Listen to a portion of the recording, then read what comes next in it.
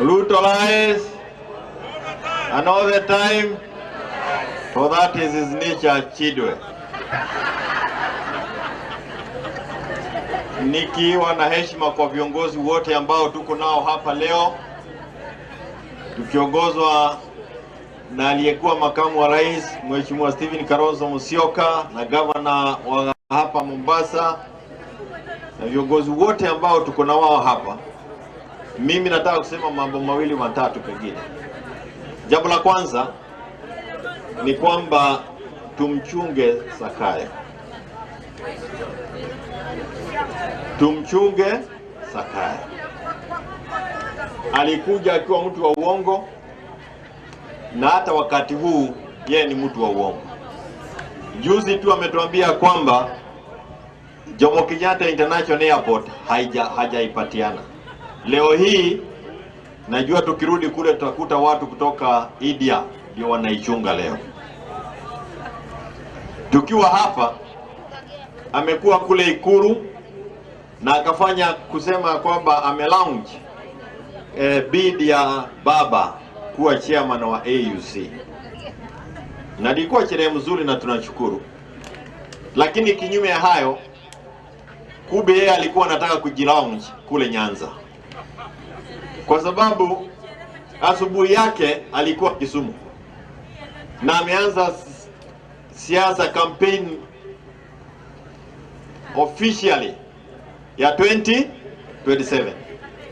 Sasa hii nimeona akikemewa na vijana wa kule Kodere.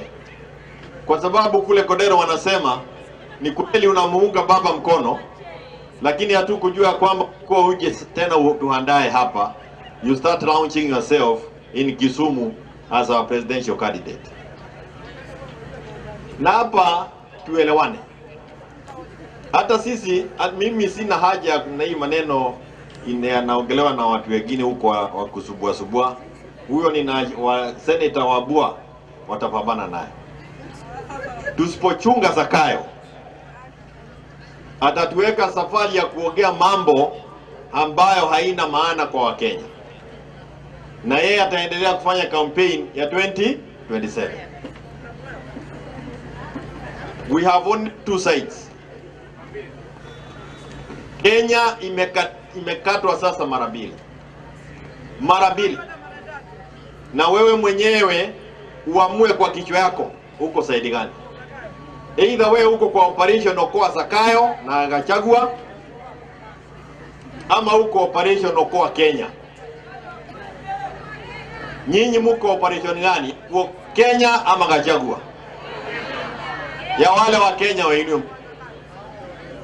Mwenye natuongoza katika operation Okoa Kenya ni Stephen Kalonzo Musyoka. Ukitaka kumuita official leader, shauri yako. Kama hutaki kumuita, shauri yako. Ukweli ni kwamba Kenya ni mara mbili. Moja iko na Zakayo huko, ingine iko na Kalonzo pande. Halo. Hii kitu tufanye iwe rahisi. Kitu rahisi. Either uko na Zakayo, mwende pamoja mkauze Kenya pale mnataka kwenda, ama huko na Kalonzo kuokoa Kenya. Aibu gani hii? Tunaona wakipatiana pesa kule Kisumu ili watu wahudhurie mkutano yake. Na hapa vijana hawawezi wakaenda university kwa sababu this thing is heavy. Hiyo kitu ni mzito bwana. Unaanza. Hello. University education, watoto wetu, vijana wetu hawaendi shule. Kwa sababu gani? Ameleta sijui birds. I don't even understand. Fee structure that is possible for the poor. I don't know whether he wants to use school fees to fund his projects ama ni nini anataka kufanya. Sababu anataka kila mtu alipe school fees. The program that was there in this country was to ensure that we have free primary, secondary and university education. Huo mpangilio amepeleka wapi? 110 billion shillings ameongeza kwa education ministry. Na hawezi akaajili walimu wa JTs. But he has money kwenda kulipa watu waende kwa mikutano yake. Sisi wa Kenya, sisi wote ambao tuko hapa na kwingineo, tuamue kwa kauli moja, na mjue Zakayo ni mdanganyifu. Jamaa uongo inatiririka namna hii. Ukiuliza Waitito atakwambia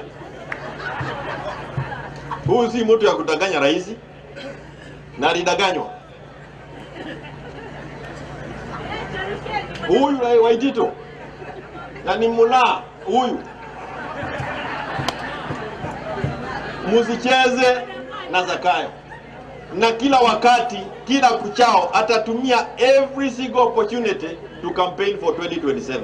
Kwa hivyo hata kama ni mambo mengine yote ambayo ungetaka kufanya, amua leo.